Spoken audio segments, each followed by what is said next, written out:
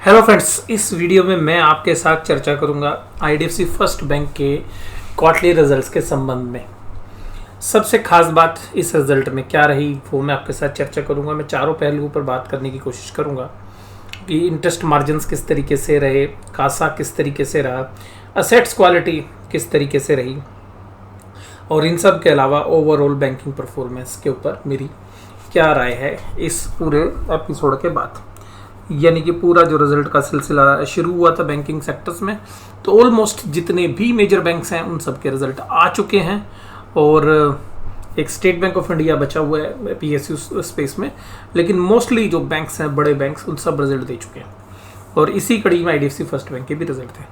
IDFC first bank के जो results अगर हम देखें तो सबसे पहले देखते हैं इंटरेस्ट से क्या कराई कमाई। तो इंटरेस्ट से इस बैंक ने जो कमाई है अपनी इस साल बढ़ा दी, काफ़ी अच्छे से इनकी कमाई बढ़ती हुई नज़र आई। और कमाई किस तरीके से बढ़ी वो देखिएगा। सबसे पहले जहाँ पर इनकी इंटरेस्ट की जो कमाई थी एक क्वार्टर के अंदर 6,424 करोड़ थी, यानी कि 6,400 के करीब, वो 6,867 हो गई, यानी कि 6,900 के करीब। ये जो इजाफा हुआ ये हुआ तकरीबन 7% का।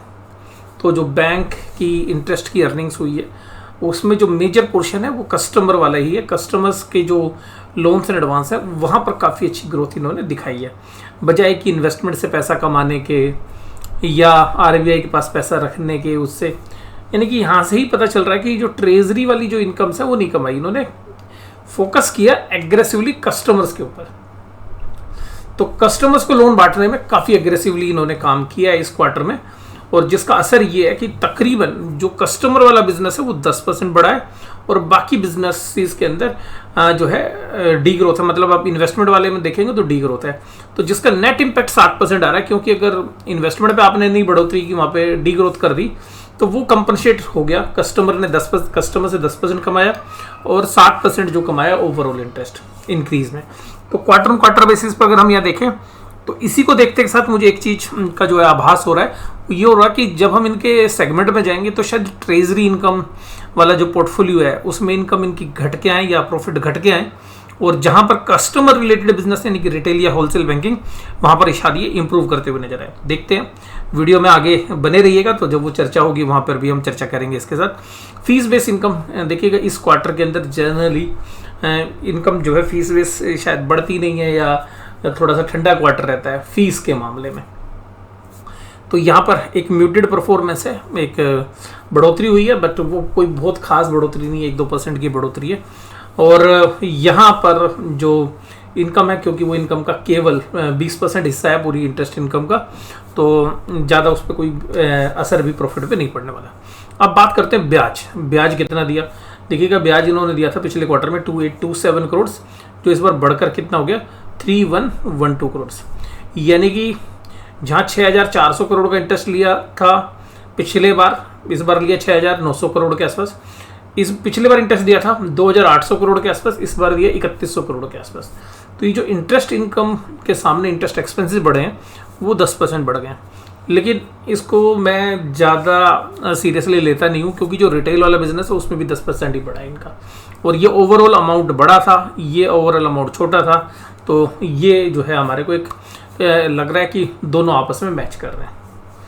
ऑपरेटिंग एक्सपेंसेस के फ्रंट पे देखेंगे तो एम्प्लॉय की सैलरी में मात्र 8% के आसपास की बढ़ोतरी हुई है और ऑपरेटिंग एक्सपेंसेस में मात्र 4% की। तो ऑपरेटिंग खर्चा यानी कि एम्प्लॉय के फ्रंट पे थोड़ा बड़ा है, लेकिन बाकी जो मिसलेनियस खर्चे हैं वो कंट्रोल में रहे।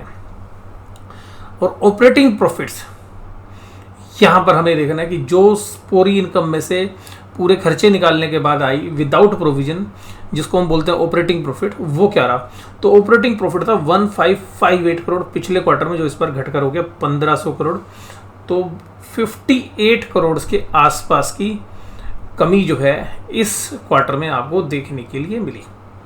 तो 58 अगर आप देखें तो कोई बहुत बड़ा अमाउंट तो नहीं होता है, लेकिन ये जो है डी ग्रोथ आई है इस क्वार्टर में प्रॉफिट के फ्रंट पे, और वो प्रॉफिट जो घटा है वो सिग्निफिकेंटली ट्रेजरी इनकम घटने की वजह से हमें नजर आ रहा है। अब अगर हम बात करें कि भाई जो प्रोविजंस हैं, क्योंकि इनके प्रोविजंस घट रहे थे, बढ़ नहीं रहे थे, तो ये उम्मीद लगा रहा था बाजार के बगैर प्रोविजंस काफ़ी कम आएंगे, लेकिन प्रोविजंस पिछले क्वार्टर में 482 करोड़ थे जो 476 करोड़ थे, तो मात्र 6 करोड़ के ही घटे हैं इस क्वार्टर में। तो ये जो है बाजार को शायद ठीक लगे, क्योंकि ना बढ़े हैं ना घटे हैं। तो असेट्स क्वालिटी ऐसा लग रहा है कि स्टेबल हो गई है, और जो इस जैसे बैंकों के लिए बहुत ज़्यादा ज़रूरी था, क्योंकि रिटेल वाला पोर्शन में इनका अनसिक्योर्ड पोर्शन बहुत ज़्यादा है। अब बात करते हैं तो ठीक है, प्रोविजंस की मात्रा ठीक है, पर प्रोविजन अगर रिड्यूस होता तो शायद बाजार बहुत ज़्यादा पसंद करता, और ये वहीं पर म्यूटेड टाइप ही आया है। और profit and loss from the operating activities 1076 crore से घटकर 1024 करोड़ हो गए हैं। तो ये थोड़ा सा जो है बाजार को निराश करेगा। और सबसे खास बात ये है कि टैक्स देने के बाद जो प्रॉफिट घटकर आ रहा है वो 802 करोड़ से 765 करोड़ आ रहा है, जो कि 4% के आसपास बनता है।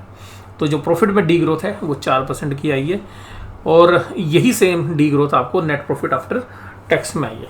लेकिन अब पिछले क्वार्टर में देखिएगा एक चीज़ हो गई, वो क्या हुई है कि कुछ हिस्सों भी अलॉट हुई हैं और कुछ शेयर्स जो अलॉट हुए हैं, जिसकी वजह से 6618 करोड़ से कैपिटल बढ़कर 6628 करोड़ हो गई। तो तकरीबन ये जो कैपिटल बढ़ी, इस कैपिटल के बढ़ने से हुआ क्या, यानी कि जो शेयर्स के नंबर थे वो जो नंबर्स हैं वो इंक्रीज होके आए हैं, और जिसकी वजह से जो ईपीएस पर इम्पैक्ट आया है। मान लीजिएगा आपने बैंकों में भैया और पैसा डाल लिया, शेयर होल्डर से और पैसा ले लिया, बाहर प्राइवेट प्लेसमेंट में आपने शेयर्स दे दिए, या आपने ईसॉप में शेयर दे दिए, तो आपके शेयर्स तो बढ़ गए। अब उस शेयर्स बढ़ने की वजह से कमाई आपकी बढ़ी या नहीं बढ़ी वो सरप्राइज करेगी आपको। तो वो कमाई घट गई 4%, लेकिन क्योंकि आपने ज़्यादा शेयर दे दिए थे भाई, और लोगों को और ओनरशिप दे दी थी, अपने धंधे में और लोगों को मालिक बना लिया था, तो उसकी वजह से हुआ क्या कि प्रॉफिट तो केवल 4% घटा, लेकिन ईपीएस 10% घट गई। तो ये देखिएगा, जिन बैंक्स की कैपिटल बहुत बड़ी है और जिन बैंकों की कैपिटल रिक्वायरमेंट अभी भी रहने वाली है, उनके साथ ये चैलेंज हमेशा बना रहेगा, क्योंकि वो प्रॉफिट तो बढ़ाएंगे लेकिन साथ में कैपिटल भी बढ़ती रहेगी, और जैसे जैसे कैपिटल बढ़ती रहेगी वैसे वैसे जो इक्विटी डाइल्यूशन है वो आपको अगले क्वार्टर्स में नजर आता रहेगा। तो यहाँ पर आप ये कहेंगे कि जी प्रॉफिट तो खाली 4% घटा है, लेकिन ईपीएस ₹1.28 से घट के ₹1.16 हो गई, और डाइल्यूटेड भी देखे तो ₹1.26 से घटकर ₹1.14 हो गई। तो तकरीबन 12 पैसे घट गई, जो कि 10% है तकरीबन ईपीएस का। तो ईपीएस के अंदर डी ग्रोथ आई है 10% की। और दूसरा पैरामीटर है रिटर्न ऑन एसेट्स, जिसको आपको हमेशा ध्यान रखना चाहिए। और रिटर्न ऑन एसेट्स की फिगर देखें, दैट इज़ नॉट गुड। जो पिछली बार कमाई का दर था 1.41%, वो इस बार घटकर हो गई 1.26, यानी कि इसमें भी तकरीबन 10% की डी ग्रोथ आपको देखने के लिए मिली। ये तो बात हो गई कि भाई सब कुछ अच्छा किया, लेकिन कहाँ गड़बड़ हो गई? गड़बड़ हो गई नई शेयर कैपिटल बढ़ने की वजह से ईपीएस में डी ग्रोथ आ गई। 4% आई ऑपरेशनल फ्रंट के ऊपर, क्योंकि आपका प्रॉफिट ही घट गया, और 6% आ गई आपकी इक्विटी इंक्रीज करने की वजह से आपकी ईपीएस रिड्यूस हो गई। अब बात करते हैं इसका बेस्ट पार्ट की। देखिएगा, रिजल्ट का जो बेस्ट पार्ट है वो आता है असेट्स क्वालिटी। और देखिएगा, इस बैंक के लिए अहम भी था। अहम इसलिए था इस बैंक के लिए क्योंकि असेट्स क्वालिटी के साथ ये जूझता रहा है बैंक, क्योंकि इंफ्रास्ट्रक्चर से रिटेल में गए तो रिटेल में कोविड आ गया, और फिर कोविड में इनकी एसेट्स की का बंटाधार हुआ, और फिर यहाँ पे इनके एनपीए बढ़ गए। अब कोविड ख़त्म हुआ है तो असेट्स क्वालिटी इंप्रूव होनी चाहिए थी, बाजार उसी को देख भी रहा था। तो असेट्स क्वालिटी सिग्निफिकेंटली इंप्रूव हुई है इस क्वार्टर के अंदर। और ये जो इम्प्रूवमेंट आई है वो अगर आप देखें तो 1304 करोड़ की जो है नॉन परफॉर्मिंग एसेट्स थी वो घटकर हो गई 1149 करोड़ से। तो ये जो नेट एनपीए है ये घट गई है, और इसकी परसेंटेज होगी 0.7। ग्रोस एनपीए में भी अगर आप देखेंगे तो तकरीबन 7-8% की डी ग्रोथ है। तो ये भी बाजार के लिए बेस्ट है। और मुझे लगता है कि इस पूरे रिजल्ट में मुझे सबसे अच्छी चीज़ कोई लगी है तो वो लगी है एसेट्स क्वालिटी को बढ़िया बनाना। और एसेट्स क्वालिटी किसी भी बैंक की वैल्यूएशंस को इम्पैक्ट करती है बहुत हैवीली। यानी कि जब हम एक पी रेशो की बात करते हैं तो जिन बैंकों की एसेट्स क्वालिटी बहुत बढ़िया है वो एक हायर पी रेशो डिजर्व करते हैं। अगर ये नहीं कर पाते हैं तो फिर क्या होता है कि उनका बैंक्स की पी रेशो नीचे की तरफ आने लगती है। और इसका जीता जागता उदाहरण है पीएसयू बैंक्स। पीएसयू बैंक्स में जब ग्रोस एनपीए चली गई थी 10 के आसपास या 9 के आसपास, तो बैंकों की पी रेशो क्या वो लॉस में ही चले गए थे, वो प्रोविजन बना बना के थक गए थे। और बैंकों ने जब प्रॉफिट कमाना भी शुरू किया तो वो सारे पीएसयू बैंक 2-3 की पी रेशो पे चल रहे थे। तो अब भी पीएसयू बैंकों ने ठीक है एसेट्स क्वालिटी भी इंप्रूव की है, जिसकी वजह से उनकी पी रेशो ऊपर की तरफ आ गई है। तो पीएसयू बैंकों में भी यही सेम चीज़ है, अगर एसेट्स क्वालिटी दोबारा से खराब हो गई पीएसयू बैंकों की पी रेशो नीचे आ जाएगी। और जो उनकी अर्निंग होनी थी लो बेस के ऊपर, क्योंकि पीएसयू बैंकों में क्या था, सबका लो बेस था, क्योंकि पिछले क्वार्टरों में क्या था, पिछले साल 1.5 साल में या तो वो लॉस कर रहे थे या थोड़ा ही प्रॉफिट कमा रहे थे। तो इस बार जब वो प्रॉफिट ग्रोथ आ रही है पीएसयू बैंकों में तो सबको लग रहा है कि यार मल्टीपल रिटर्न्स हो गई, 100% बैंक जो है ईयर ऑन ईयर पे ग्रोथ दिखा रहे हैं, बट उसमें लो बेस का भी इंपैक्ट है। और माय डियर ये भी ध्यान रखिएगा कि अगर वो असेट्स क्वालिटी को मेंटेन नहीं कर पाएंगे पीएसयू बैंक, तो वो शायद एक हायर वैल्यूएशन जो है डिजर्व नहीं कर पाएंगे। अब अगर हम बात करते हैं आगे कि भाई इनके सेगमेंट वाइज क्या था, तो देखिएगा मैं बात ही कर रहा था आपके साथ ट्रेजरी में, तो भैया रिटर्न तो आई है, इंटरेस्ट तो आया बढ़ के, ट्रेजरी में इंटरेस्ट इनकम तो बढ़ के आई है। और होलसेल बैंकिंग में तो क्या गजब कर दिया, 7-8% की है। रिटेल बैंकिंग में तो और बढ़िया गजब है, ये तो 10% से भी ऊपर है। तो कुल मिलाकर रेवेन्यूज तो बहुत बढ़िया है। लेकिन जब प्रॉफिट कमाने की बात आई तो भैया ट्रेजरी का प्रॉफिट 330 करोड़ से घट के हो गए 203 करोड़। ठीक है, लेकिन मुझे ये खराब नहीं लग रहा। खराब इसलिए नहीं लग रहा क्योंकि अगर बैंक ट्रेजरी पर ज़्यादा फोकस ना करके अपने रिटेल सेगमेंट पे या बैंकिंग पे ज़्यादा फोकस करते हैं तो वो जो है इन्वेस्टर्स या शेयर होल्डर्स काफ़ी ज़्यादा पसंद करते हैं। क्योंकि इन्वेस्टमेंट पे तो देखिएगा आप खुद अपना पैसा लगा के कोई इन्वेस्टमेंट्स के इंस्ट्रूमेंट खरीद सकते हैं, उन पर खुद रिटर्न कमा लोगे बॉन्ड्स मार्केट में या बाकी जगह से, तो या डेट इंस्ट्रूमेंट्स के माध्यम से। तो ये शायद जो इन्वेस्टर्स है जो बैंकों में निवेश करता है उसको ज़्यादा पसंद आता भी नहीं है। तो यहाँ डी ग्रोथ हो गई तो उसको ज़्यादा बुरा भी नहीं लगेगा। लेकिन जो सरप्राइज हुआ है बड़ा पॉजिटिवली वो हुआ है, देखिएगा होलसेल बैंकिंग में 10% की ग्रोथ आई है। मतलब जिसको ये बैंक बहुत ज़्यादा फोकस नहीं देने के लिए तैयार, वहाँ पर इंप्रूवमेंट आ रही है। यानी कि होलसेल बैंकिंग में, इंफ्रास्ट्रक्चर लोन्स में, वहाँ पर आप देखिएगा अच्छी इंप्रूवमेंट है इनकी और 10% की ग्रोथ है। बैंक का जो फोकस एरिया है रिटेल, बैंक का जो फोकस एरिया है, जो बैंक की मैनेजमेंट का सबसे बड़ा पोर्टफोलियो है आज की डेट में, उसमें 5% की ही ग्रोथ आई है। तो ये देखिएगा बैंक जिस चीज़ पे कम फोकस कर रहा है वो अच्छा कर रही है, जिस पे ज़्यादा फोकस कर रहा है वो भी अच्छा कर रही है, बट होलसेल बैंकिंग के मुकाबले कम। तो ये देखिएगा बहुत अच्छे सरप्राइज करेंगे आपको ये दोनों चीज़ें। देखिए एक असेट्स क्वालिटी मुझे लगा कि बहुत अच्छी रही है इस बैंक की इस क्वार्टर में, और दूसरी बात क्या रही है कि इसने रिटेल में और होलसेल बैंकिंग में और अदर बैंकिंग ऑपरेशंस में तीनों जगह पर बहुत अच्छी परफॉर्मेंस दी है। खराब क्या रहा है इस बैंक के अंदर, खराब ये रहा है कि इसकी इक्विटी कैपिटल का बेस बढ़ गया, जिसकी वजह से जो 4% का प्रॉफिट डी ग्रोथ हुआ है टोटल ओवरऑल प्रॉफिट्स, उसमें 4% का डी ग्रोथ हुआ है, जो कि ईपीएस को 10% घटाता हुआ नजर आ रहा है। उसके बाद इसमें जो और अच्छी चीज़ें हुई हैं वो भी आपको बताता हूँ कि इस पीरियड के अंदर भी इनकी जो असेट्स है, लोन की बुक है, वो क्वार्टर ऑन क्वार्टर बेसिस पे 10% बढ़ी है, तो सॉरी 7% बढ़ी है, डिपॉजिट 9% बढ़े। लेकिन जो थोड़ी सी प्रॉब्लम आपको आएगी वो आएगी इनकी कैपिटल एडिक्वेसी रेशियो पे। कैपिटल एडिक्वेसी रेशियो बता रही है कि इनको अभी और कैपिटल की ज़रूरत है, तो अभी ये और कैपिटल डालेंगे। अगर वो इक्विटी के माध्यम से आई तो डाइल्यूशन हो सकता है, और हालांकि इक्विटी की एक एडजस्टमेंट होनी है अभी रिवर्स मर्जर में भी, लेकिन वो अभी थोड़ा सा आगे की प्रोसेस है।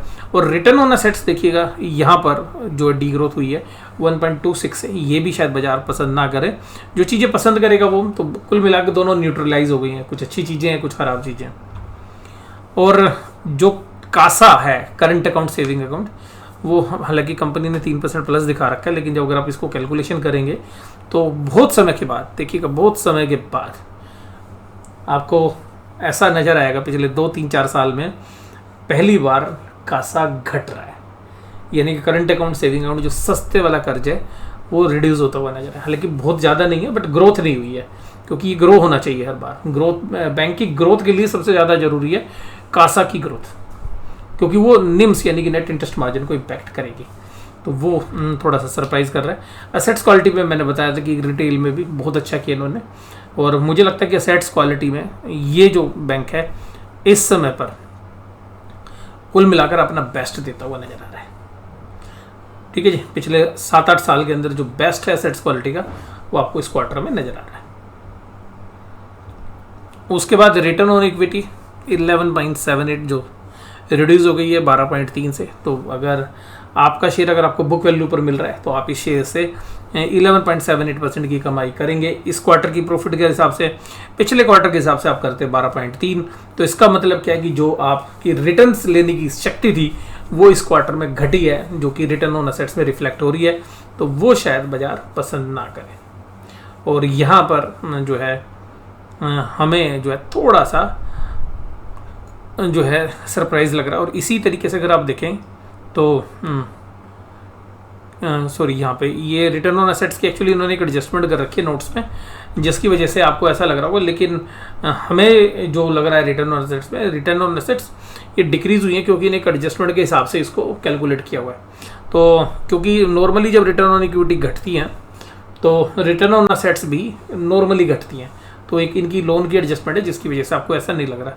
तो यहाँ पर जो रिटर्न ऑन इक्विटी है वो नेगेटिव साइड है। दूसरी देखिएगा सबसे खास बात जो मैं आपके साथ चर्चा करना चाहूँगा कि इस क्वार्टर में जून 2023 में इनकी जो कैपिटल एडिक्वेसी रेशियो यानी कि जो ग्रोथ करने के लिए कैपिटल चाहिए वो धीरे धीरे घट रही है। इनको फर्दर कैपिटल रेज करनी पड़ेगी, और फर्दर कैपिटल रेज करने के लिए हमें लग रहा है कि इनको भी बहुत ही जल्द कैपिटल की जरूरत पड़ेगी। तो अगर वो इक्विटी के माध्यम से आती है तो इक्विटी डाइल्यूशन हो जाएगा, बॉन्ड या डेट के माध्यम से आती है तो आपको इंटरेस्ट देना पड़ेगा, तो निम्स के ऊपर उसका प्रभाव पड़ेगा।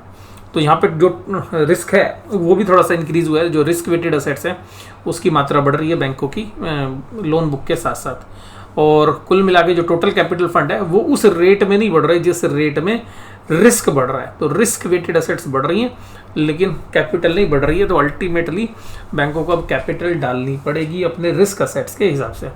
तो यहाँ पर मुझे लगता है कि ये जो बैंक है इसके रिजल्ट एनालिसिस आपको पसंद आए होंगे, और कंक्लूजन में मैं एक ही बात कहूँगा, मुझे इस पूरे रिजल्ट में सबसे बेस्ट लगा है इन्होंने असेट्स क्वालिटी को काफ़ी इंप्रूव किया। दूसरी बात यहाँ पे लगी है, प्रॉफिट भी ठीक ठाक है, 4% की डी ग्रोथ है, लेकिन बैंक अगर इसी तरीके से कैपिटल बढ़ाता रहेगा तो देखिएगा शेयर होल्डर्स के लिए थोड़ी सी तकलीफ रहेगी कि बैंकों के प्रॉफिट्स तो बढ़ते नजर आएंगे लेकिन जो शेयर होल्डर्स की ईपीएस है उस पर पॉजिटिव इंपैक्ट नहीं आ पाएगा। तो अब यहाँ पर ये किस तरीके से कैपिटल मैनेजमेंट करते हैं ये जो है आपको अगले 2 या 3 क्वार्टर में देखना पड़ेगा।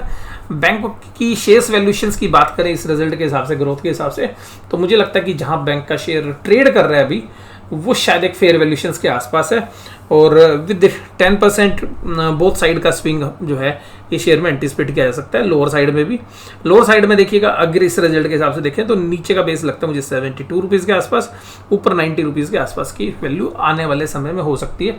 मेरा कोई भी ट्रेड नहीं है डायरेक्टली इस शेयर्स के अंदर, ना मैं कोई सेल या बाय की रिकमेंडेशन कर रहा हूँ, मैंने केवल एक रिजल्ट एनालिसिस आपके साथ किया है। आपको एनालिसिस कैसा लगा जरूर से जरूर मुझे कमेंट बॉक्स में बताइए। वीडियो देखने के लिए धन्यवाद, थैंक यू वेरी मच।